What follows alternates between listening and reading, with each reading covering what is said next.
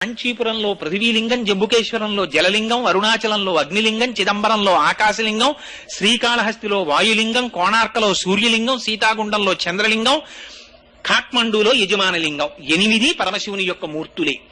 అష్టమూర్తి తత్వం కనుక అగ్నిహోత్ర స్వరూపంతో వచ్చి ఆయనే కొంత వీర్యాన్ని మళ్ళీ తనలోకి తీసుకున్నారు.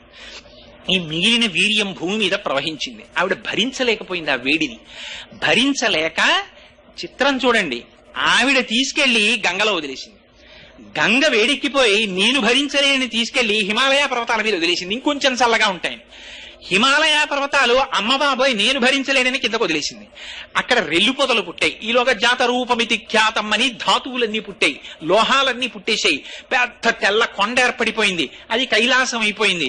అక్కడ రెల్లు పొదలు పుట్టాయి. ఆ రెల్లు పొదల్లో ఏడుస్తూ పిల్లవాడు కనబడ్డాడు. దివ్యం శరవణం చైవ పావకాదిత్య సన్నిభం, ఆయనే సుబ్రహ్మణ్యేశ్వరుడు.